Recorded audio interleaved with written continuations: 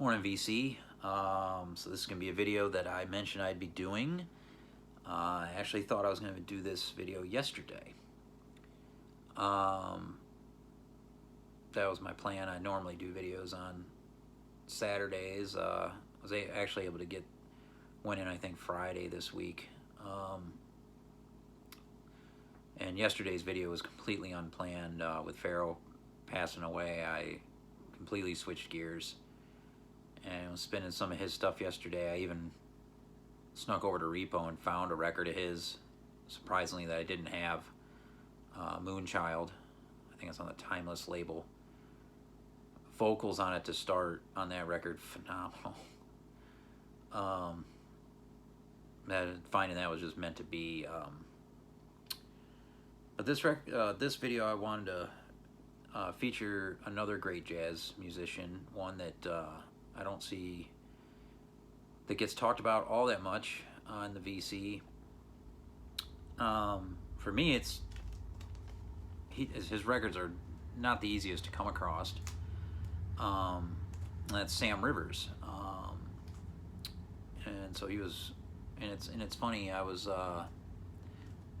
commenting back and forth on one of these recent videos with Sherv, and he happened to mention that he'd like to see me do this video, and that it's actually Sam Rivers' birthday today, and that was completely unplanned. I planned on doing this video because earlier this week I got a Sam Rivers record from Dom from his sale, listened to it, and it really kind of blew me away, and it got me thinking, hey, I need to go back and visit his catalog that I have here. And so I started pulling these records, and then the Farrell news dropped, and it kind of changed everything. But I still want to do this, so I pulled my Sam Rivers stuff. I've got some stuff of him as a leader, and some stuff as a sideman here. Multi-instrumentalist, very talented man, very influential, as I'll talk about. A lot of his records I'd still love to find. Some of the stuff pressed in Italy, like Black Africa, I think it's a double on Horo. I know Bob Shop's got a copy, but it's pricey. There's some other stuff as well. I'd love to find his. I do have a few records. Future Swing Song being the first, on Blue Note. This record is kind of one to itself for me.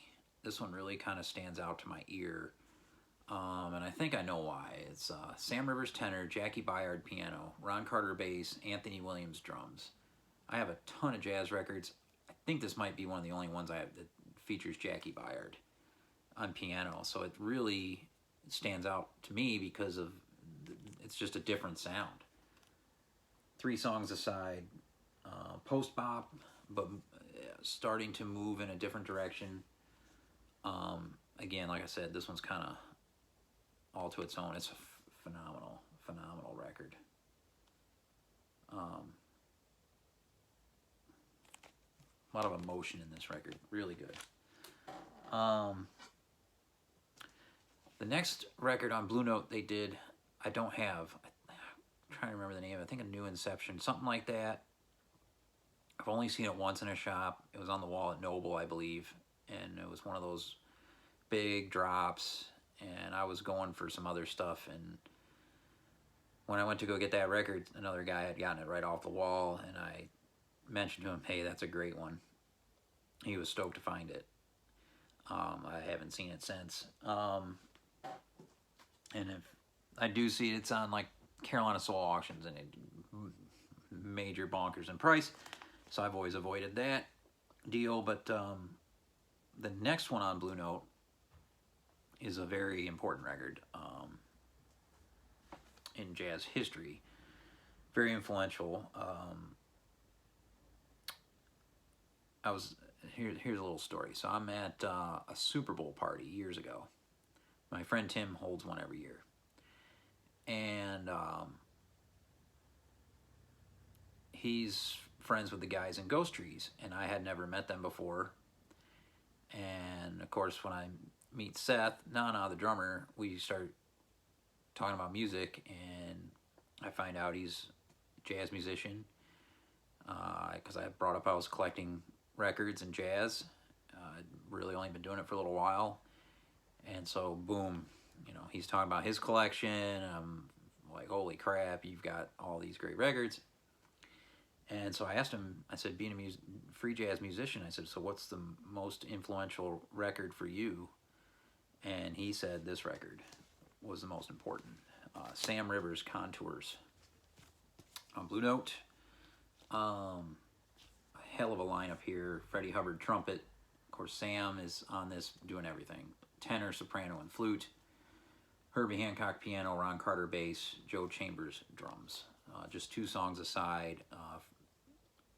Very important record in free jazz, the early parts of it. Love this record. It's a top 5 Blue Note, as is that Don Cherry I talked about yesterday.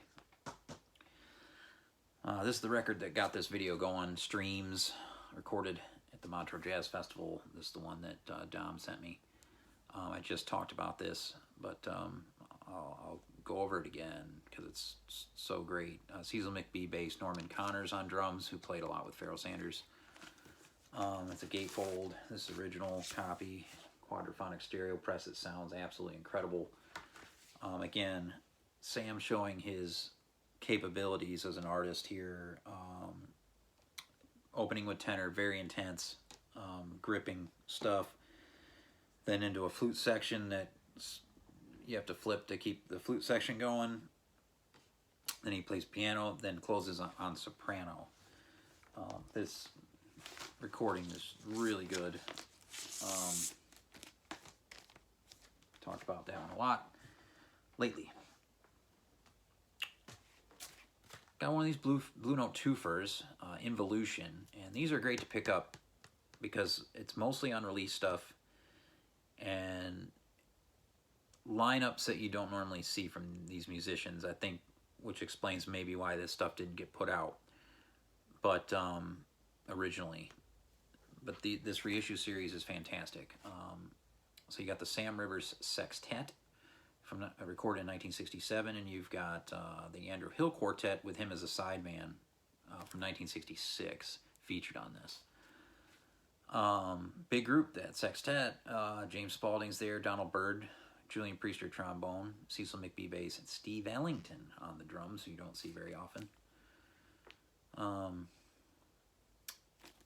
This is really good, and these are still affordable.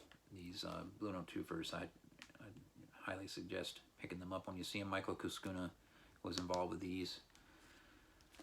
And he's still involved with the whole deal. Speaking of big groups with Sam, he then did this, I got this record here on ABC Impulse, Crystals. Another really good sounding record, another quadraphonic stereo press. This is orchestral in context. It's got his compositions and arrangements with a bunch of musicians that I'm not familiar with. Roland Alexander I recognize, but a lot of these guys I don't.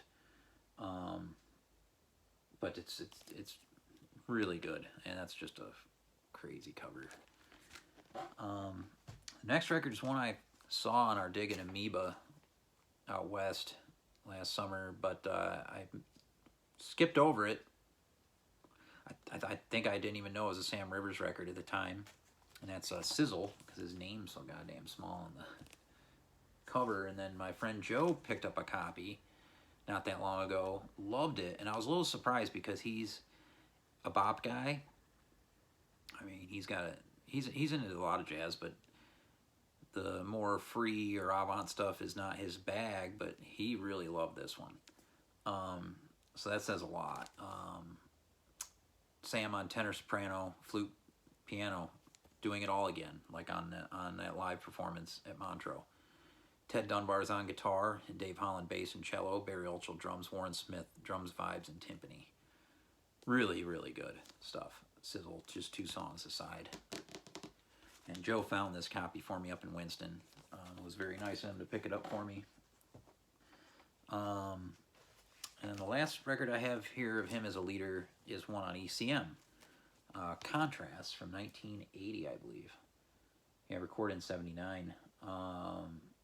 Soprano, tenor, and flute from Sam on this one. George Lewis, trombone. Dave Holland, bass, who he plays a lot with in his career. Thurman Barker on drums and marimba, who I rarely see on stuff, but is pretty good on this. Not an ECM you see all the time. So I got a bunch of stuff here we'll go into as him as a sideman. Some more Blue Note stuff, some great stuff. Larry Young, Into Something. And he's on tenor on this. Larry Young, of course, on organ. Grant Green, guitar, and Elvin Jones on the drums. Great session here. These are two monster records that he's on. The Anthony Williams Blue Notes, Lifetime. This is an original mono promo that belonged to a radio station, I believe in Milwaukee, WCFL. This is one of the prized possessions in my collection. I got this from Carolina Soul early in the game. And he's, you know, tearing it up on the tenor on this. So he's basically, it's an Anthony Williams record, but Sam's the main driving force here. Bobby Hutcherson vibes and marimba, Herbie Hancock piano, Richard Davis bass, Gary Peacock also on bass. The two bass deal on this is intense, and of course Tony Williams doing his thing, and Tony wrote all the music. But like I said, Sam's the power as well in this record too. And he's also on this session with Anthony Williams Spring. Yes, these are free and getting going out there records. This one's a little more scaled back lineup. Sam on tenor, Herbie piano, Gary Peacock bass, and Tony on drums. Wayne Shorter also on tenor here in the mix. Both of those are original copies.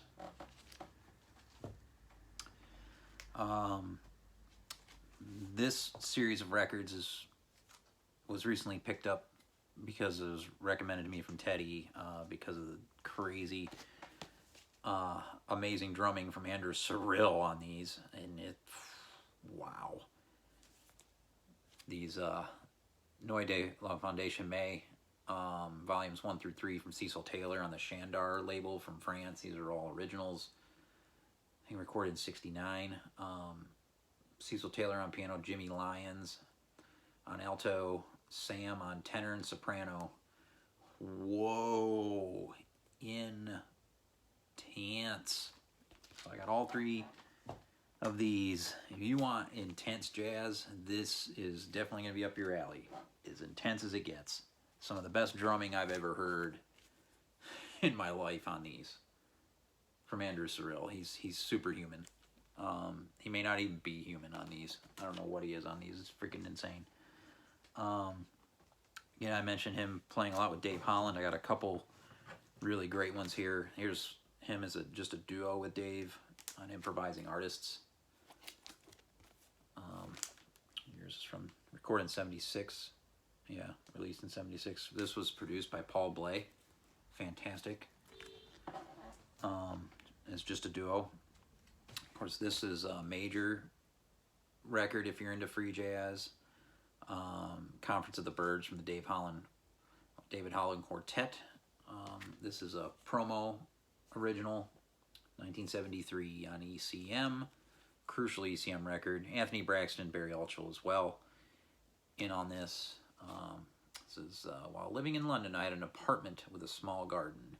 During the summer, around 4 or 5 o'clock in the morning, just as the day began, birds would gather here one by one and sing together, each declaring its freedom in song. It is my wish to share this same spirit with other musicians and communicate it to the people, and that's exactly what David Holland did with Sam Rivers on this.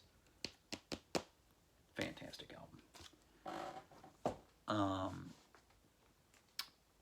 Sam appears on this Bobby Hutcherson classic record from Blue Note, Spiral. This is an interesting copy I got at Tip Top. It's got a bunch of writing on the cover, so it's super cheap. It says, "Don't steal me." Someone wrote that on there back probably in the 70s.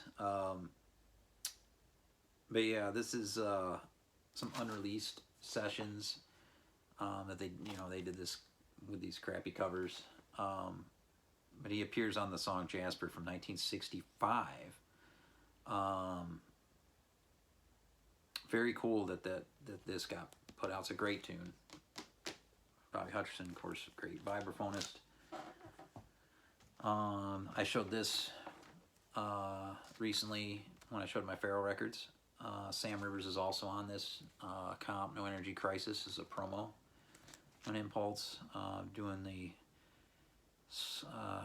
Sweet from Mold on this with the Sam Rivers Trio. Nice cut on that. The last thing I have here to show is the only volume I have of this, and I'd love to find the others.